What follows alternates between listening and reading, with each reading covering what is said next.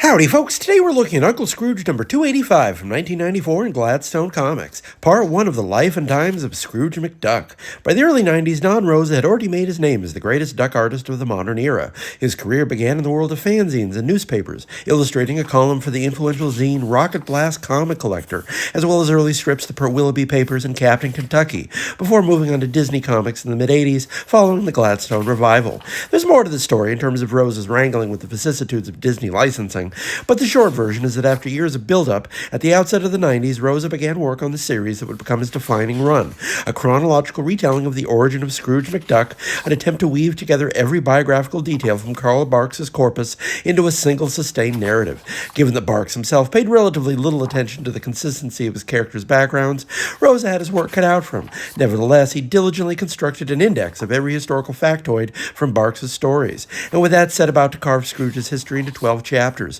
for a total of 211 pages, representing 2.5 years' work on Rosa's part. The publication of the stories by Gladstone was the first time the stories were ever printed in English, following initial publication in Danish by Egmont. To give you an idea of just how big a deal these stories were, when the time came to print the stories in the artist's native language, they reached out to none other than Todd Klein for the lettering. Yes, the same Todd Klein who lettered Sandman.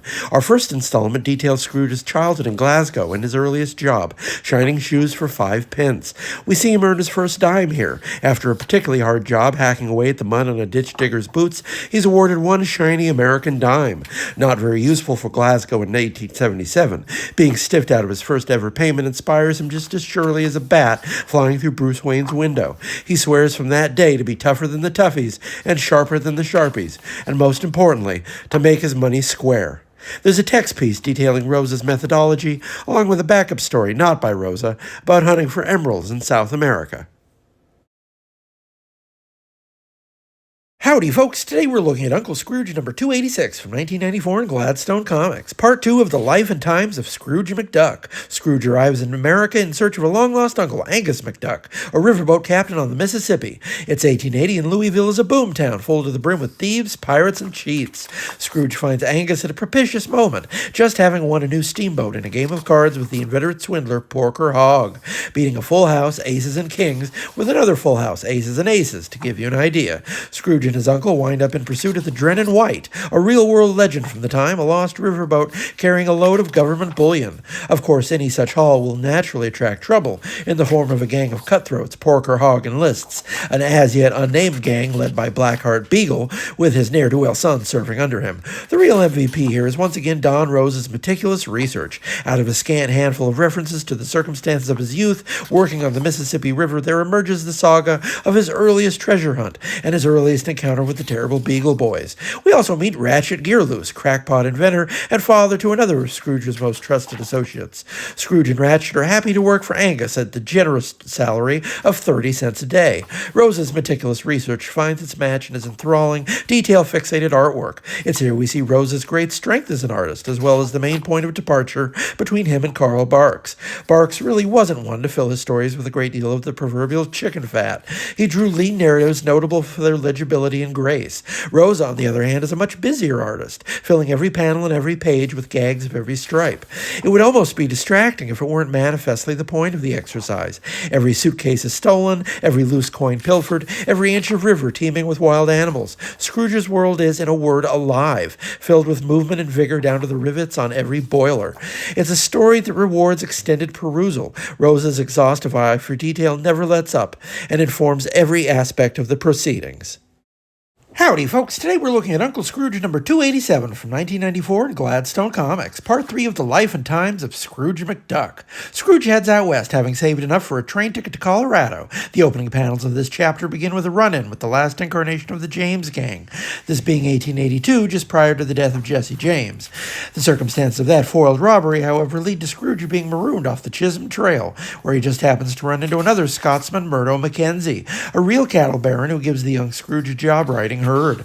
It's in this employ that Scrooge ends up in charge of the transport of a prize bull named Vindicator, a reference by Don Rosa not to a Carl Barks story, but to a Jimmy Stewart movie called The Rare Breed, a target for another gang of Alhoots from the Barks corpus, the McViper clan. This chapter of Rosa's epic is notable as well for a cameo of a different sort altogether, as the young Scrooge befriends a young Teddy Roosevelt during his own youth as a cattle rancher in the Dakotas. What could have, under different circumstances, been merely a game of reference becomes for Rosa a grand tapestry, as the scattershot allusions made by Barks throughout Scrooge's long career congeal into an actual lifespan, a character arc for a character defined by struggle and tested by the bitterness of repeated failure. There's a second feature here, and worth a moment in its own right. Duck Made Disaster is one of Barks' own later efforts from the early 70s, a period during which he almost completely stepped away from drawing and was writing for other artists, primarily for the Junior Woodchuck series. This story's actually been redrawn by Dan Yipes, and despite being a late work, it still carries a significant punch. Barks' secret weapon was always his pacing. Stuff happens in his stories at a swift clip, and so too here, a shaggy dog story that begins with protesters demanding the money bin be moved, and ends with the bin having been moved back by floodwaters caused by Scrooge's ill-advised bin removal. Everything ends up more or less exactly where it began, after about 12 pages of people vigorously screaming at one another.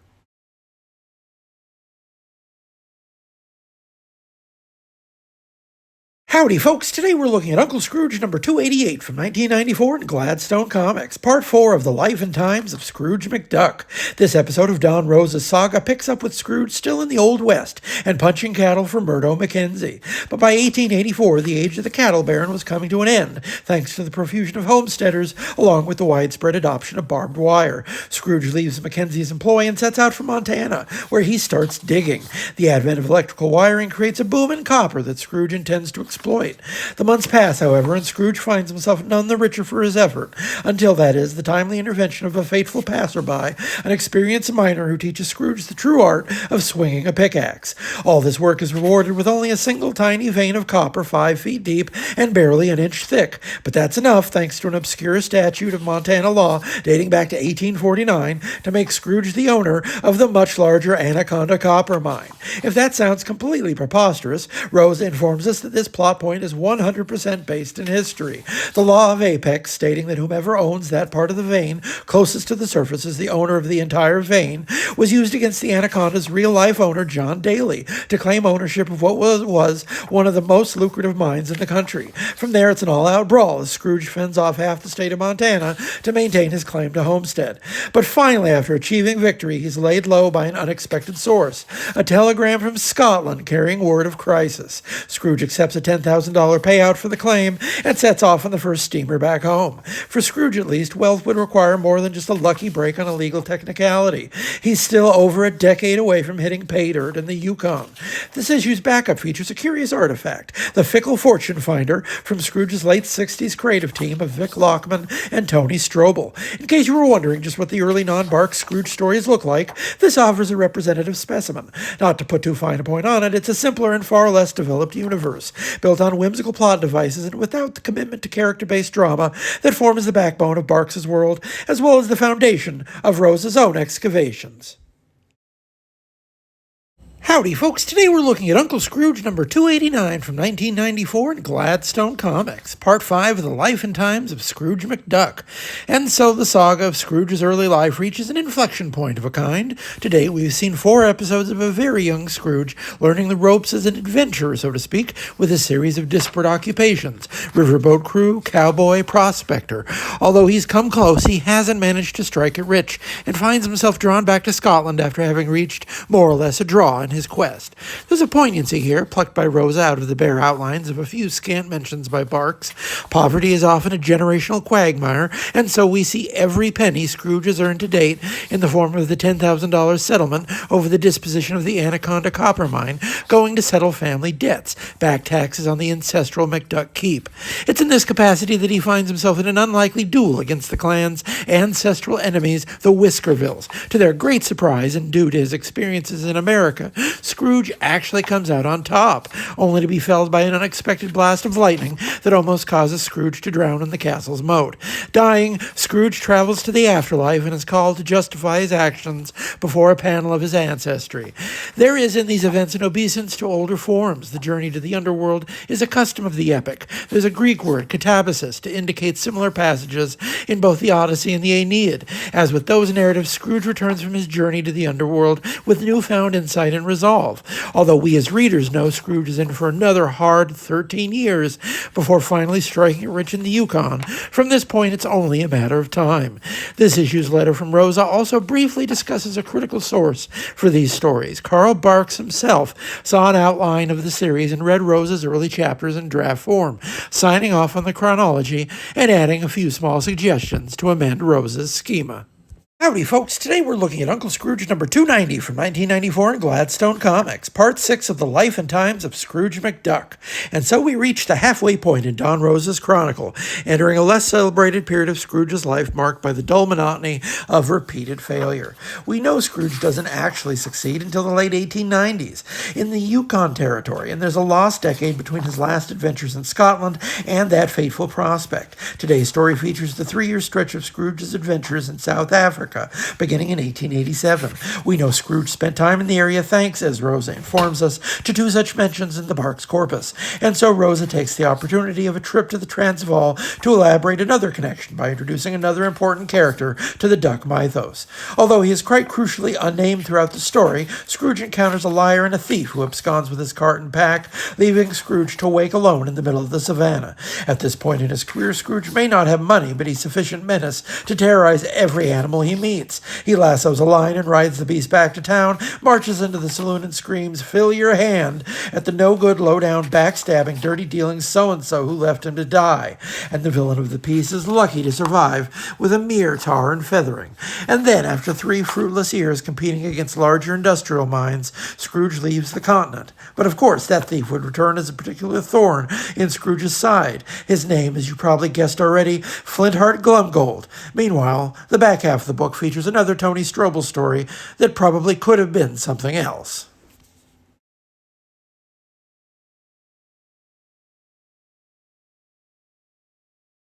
Howdy, folks. Today we're looking at Uncle Scrooge number 291 from 1995 in Gladstone Comics, part 7 of the life and times of Scrooge McDuck. This week's installment takes a bit of a detour, illustrating another in a series of Scrooge's seemingly fruitless adventures in the long build-up to his fateful appointment in the Yukon. Just as last issue's detour in South Africa elaborated 2 throwaway lines made across Barks's corpus, Dreamtime Duck of the Never Never is built atop a reference made to Scrooge going bust in the goldfields of Kalgoorlie. As with his 3 years spent in South Africa, he walks away with seeming nothing to show for it. There's a reason why this story fits in Rosa's schema, however. While there's no mention in Barks of Scrooge saving the life of an indigenous Australian shaman on walkabout, who then shows Scrooge a 20,000-year-old cave filled with the dreamtime prophecies of his ancestors, there's another necessary element here. The hard years spent searching for his fortune have already by 1896 made Scrooge flinty and skeptical, to say nothing of the paranoia that will consume much of his life after he strikes it rich. But there is also in Scrooge the more open-hearted temperament of the archaeologist and explorer, tendencies often standing in direct conflict with the drive of the fortune hunter, especially given the outsized stain on Barks's legacy, represented by the treatment of indigenous peoples in his stories. The respect with which Rosa treats the authentic cultural history of the Australian continent is significant. We can certainly argue whether or not Scrooge's epiphany regarding his destiny in the Klondike being found on a side quest through the dream time is disrespectful to that culture, but Scrooge's hard lesson concerning the value of leaving significant cultural sites unmolested by treasure seekers is a necessary note that still resounds through Scrooge's modern adventures. Also, for once, the backup is pretty good. A Case of Too Much Money is not merely solid work from dependable Chilean duck artist Vicker, but a funny story about the disposal of out-of-date foreign currency.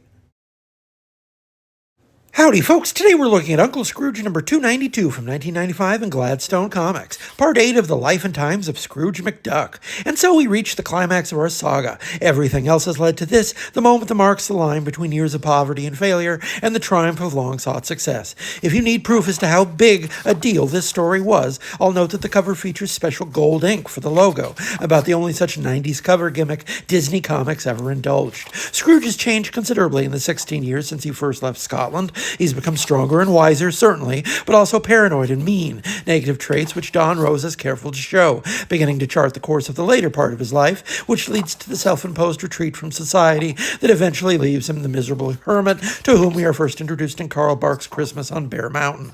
There's an ambiguity here in Rosa's telling, a note plucked directly from Barks. A considerable gap is widened between Scrooge's goals and the sympathies of the reader. We know, because we're familiar with the character, that getting everything he wants doesn't actually make him happy, and the true fulfillment will only come many decades later. But he doesn't know that, not yet, so he experiences triumph with mixed emotions. It's a monumental achievement, great wealth after 16 years of fruitless adventures that will inarguably change the trajectory of his life for the worse. As you might imagine, this is a familiar chapter in the character's life. Barks himself gave us the outline of Scrooge's adventures in the Yukon, returning to the scene of Scrooge's success in two of his most famous stories, Back to the Klondike and North of the Yukon, to say nothing of Rosa's own Last Sled to Dawson. As Rosa relates, European readers objected to the action sequence here, with Scrooge demolishing Soapy Slick's riverboat after being held prisoner. But rather than transforming the duck into a superhero, we are shown the means by which adventures transform to legend, and go from legend into history. Howdy, folks. Today we're looking at Uncle Scrooge number 293 from 1995 in Gladstone Comics, Part 9 of the Life and Times of Scrooge McDuck. After the fateful climax of the previous issue, Scrooge's life has changed forever, for better and for worse. After a few years spent developing his gold strike into a proper fortune, he returns to Scotland the conquering hero. However, returning home isn't quite what it's cracked up to be. Scrooge has already become something of an eccentric, carrying his cash with him everywhere he goes in barrels, for one. He was told earlier in the series, as far back as Chapter 4, that getting what he wanted would change everything, and so we finally see. It's easy to love the striver and the dreamer, not so easy to like the actual tycoon who's translated those strivings into cold hard cash. Scrooge's distance from his people is illustrated by way of an extended sequence at the Highlander Games, wherein Scrooge competes at a series of traditional Scottish pastimes. He fails at almost all the tests, save for being stingy enough to dig a golf ball out of the bottom of a patch of quicksand. The first price he pays for success is that he simply doesn't fit anymore in the lands he once called home. Accordingly, he fishes up a deed to a plot of land in the western United States, in Calisota to be precise, a plot of land in the heart of a new settlement named Duckburg. It's there he sets out at story's end with two sisters in tow. One of those sisters, incidentally, Hortense, would go on to marry and produce a son who inherits his mother's temper, but we'll see more of young Donald before this epic is finished. They leave behind their father, who has no interest in relocating and who is in any event last seen in the company of the old castle's ghosts. Almost unique for a duck story, this installment deals with death, as Scrooge processes the death of his mother and we witness the peaceful passing of his father. As for the backup, we have another late Carl Barks production, another Junior Woodchuck's tale, also redrawn by Dan Yippies, featuring the boys saving a herd of wild horses from certain doom at the dog food factory.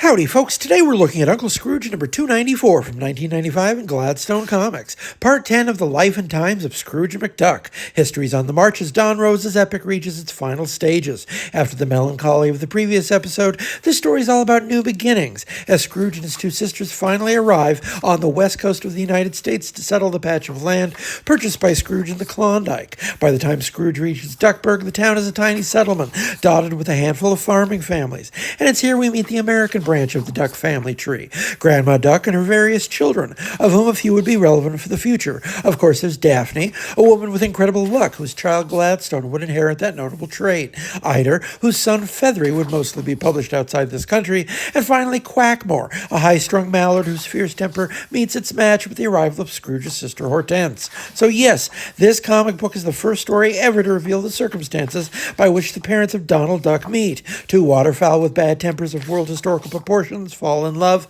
eventually siring a boy of similarly choleric disposition. Besides that rather notable event, this story also features the return of Teddy Roosevelt, then sitting president, who hears rumors of an invasion of the West Coast by Scottish belligerents and calls the Rough Riders back together to storm the remains of Fort Duckburg at the urging of the founding members of the Junior Woodchucks, among whose numbers also counted, incidentally, the father of one Gyro Gearloose. Howdy, folks. Today we're looking at Uncle Scrooge number 295 from 1995 in Gladstone Comics, part 11 of the life and times of Scrooge McDuck. And so we reach the penultimate chapter of Don Rosa's epic, as well as the series' great and tragic speed bump. Let's not sugarcoat the problem. In 2023, Disney announced this story would never be reprinted. The reason why can be seen right on the cover, and it must be stressed it didn't need to be this way. After 10 issues of graceful sidestepping, Rosa steps directly on the rake of Barks's worst tendencies, by which I mean the at times pervasive use of ethnic and racial stereotypes. When I was a kid, they were still selling Bark stories such as The Land of the Pygmy Indians on newsstands, so the history here really isn't buried that deep. Anyone who seriously engages with the man's work must also wrestle with that element, just as with other masters such as Hergé, Eisner, and even Kirby. Now, as for the story itself, the shame of it all is that this is in many respects the most critical chapter of the whole piece. This chapter covers the longest span of time, 1909 to 1930, and features Scrooge's painful heel turn. His struggles have left him bitter and mean, and this chapter sees him alienating every member of his family. We see his first meeting with Donald, still just a toddler when he first encounters the mean old skinflint who pushes everyone away. The focal point of the story is the single most offensive element, Bombi the Zombie, an abhorrent African caricature that represents precisely the worst parts of Scrooge's character, a literal return of the repressed, retribution for the untrammeled greed that leads him to commit his first truly evil deed, the destruction of an African village for the sole purpose of bilking the mineral rights. It's genuinely harrowing to see Scrooge succumb to savagery, and a pungent dose of reality for anyone willing to accept the fantasy of Scrooge as a good billionaire. Howdy, folks. Today we're looking at Uncle Scrooge number 296 from 1995 in Gladstone Comics, part 12 of the life and times of Scrooge McDuck. The saga ends with an emotional denouement that sets the table for everything to come. By 1947, Scrooge is a bitter old hermit, ensconced in an uncharacteristically palatial mansion, content to walk away from his businesses and molder in misery. Rosa frames this chapter as an homage to Citizen Kane, complete with Scrooge entranced by a snow globe that symbolizes everything he has lost along the way. Rosa's retelling has come full circle to the events of Christmas at Bear Mountain, the first ever Scrooge story. This tale of the Christmas day after that fateful Christmas Eve tells the story of his true first meeting with his nephew, Donald, and Donald's three nephews, Huey, Dewey, and Louie. Such a monumental moment and never before seen, the foundational moment for decades of stories to come. What I am reminded of, even above the Orson Welles homage, is the similarity to another famous comics milestone, and a comparison against which Rosa would undoubtedly bristle. Scrooge's return to the world is strikingly similar to Miller's Dark Knight Returns. Seeing his life in the context of all the long adventures that led him to his long twilight as a depressed recluse, Scrooge becomes a figure of no small pathos, a man unexpectedly given a new lease on life after having resolved himself to a dismal death. Seeing the best parts of himself reflected in the eyes of his grandnephews allows him to find the courage to live again. At the moment of his rebirth, he states, "The quality of your lives depends on what you make of them. The only limits to adventure are the limits of your imagination," a sentiment that could stand as a thesis not merely for Rosa's project, but Bark's adventures as well. Stepping back, we see the scope of Rosa's vision, not merely the straightening of tangled continuity, a Roy Thomas impulse easily dismissed by the uncharitable reader, but the ultimate character study of a man and a mythos far more resonant and emotionally rich than commonly understood. After this, although Rosa would return for many sequels, only one story remains to be seen from Rosa's original schema, a prequel to the prequel, so to speak, and our final stop on this long and fateful journey. Howdy, folks. Today we're looking at Uncle Scrooge number 297 from 1996 in Gladstone Comics, part 0 of the life and times of Scrooge McDuck. And so we end again at the beginning of our tale of Ducks, Dimes, and Destinies predates the creation of Rosa's life and times sequence, and was also the catalyst. This story, Rosa's first to utilize Scrooge's family in 19th century Scotland, inspired his European editors to commission a larger epic, which we have read these last 3 months. It all begins here with Scrooge, Donald, and the boys gathering after dinner for the story of Scrooge's very first dime. Rosa's a purist in many respects regarding duck history, with the nature of Scrooge's dime being foremost among his concerns. Although it's often been erroneously referred to as his lucky dime, there's nothing actually lucky in the dime itself, or it wouldn't have taken Scrooge over 20 more years to hit it rich. It's a personal symbol and a totem, but the only true magic power it possesses is in the eye of the sorceress Magica Dispel. A figure of Scrooge's later life, absent from the earlier epic, she appears here as a time traveler, having journeyed back to Glasgow for the purpose of stealing the dime dime from a 10-year-old Scrooge. In doing so, she activates a familiar time traveler's paradox. If she steals Scrooge's dime before it belongs to him, she's merely stolen a normal dime from somebody else, effectively nullifying the effort.